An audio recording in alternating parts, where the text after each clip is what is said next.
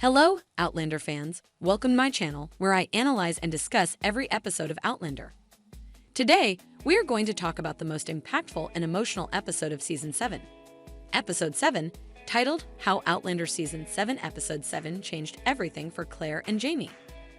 If you haven't watched the episode yet, be warned. There are major spoilers ahead. So if you don't want to know what happened to Claire and Jamie, stop watching now and come back later.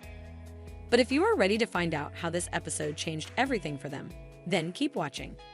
As you may recall, in the previous episode, Jamie was captured by the British soldiers and taken to a prison camp, where he was tortured and interrogated by Major Gray. Claire, Brianna, Roger, and Ian were desperate to find him and rescue him, but they had no clue where he was. Meanwhile, Lord John Grey was also looking for Jamie, hoping to save him from his brother's wrath. In episode 7, we finally learn what happened to Jamie in the prison camp. The episode begins with a flashback to the night before Jamie's execution. He is lying on a cot in a cell, covered in bruises and blood. He is visited by Major Gray, who offers him a deal. If he confesses to being a traitor and a spy, he will spare his life and send him to America as a prisoner of war. Jamie refuses to betray his cause and his people and tells Major Gray that he is ready to die. Major Gray then reveals that he knows who Jamie really is, the husband of Claire Fraser, the time-traveling healer who saved his brother's life in Jamaica. He tells Jamie that he owes him a debt of honor and that he will help him escape. He gives him a knife and tells him to wait for his signal. He then leaves the cell and goes to the execution ground, where a crowd of soldiers and spectators are gathered.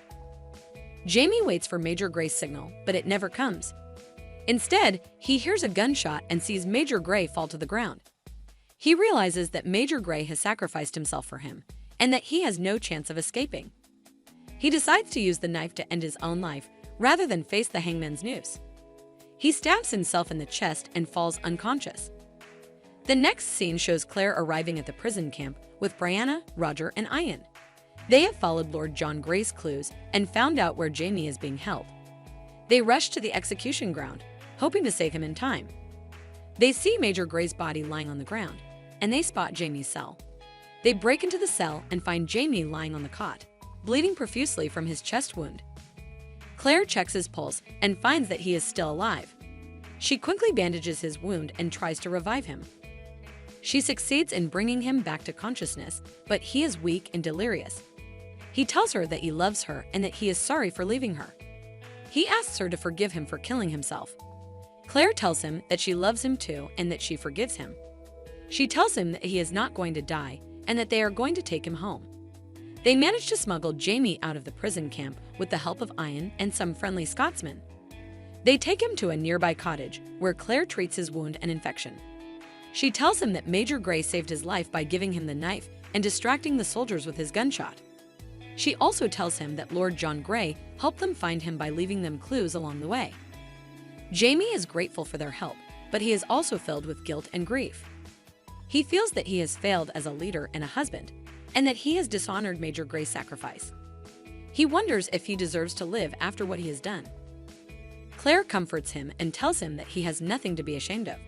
She tells him that he is a brave and honorable man who fought for his people and his family. She tells him that he has survived many trials and tribulations in his life, and that this is just another one of them. She tells him that he has a lot to live for: their children, their grandchildren, their friends, their home. She also tells him that she understands why he tried to kill himself, because he thought it was the only way to protect her from losing him again.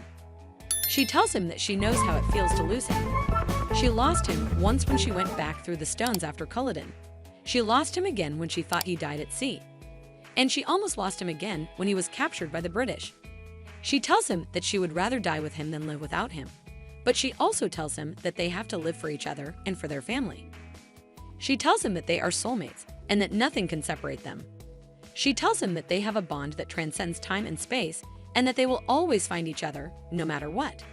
She tells him that he is her home and that she is his.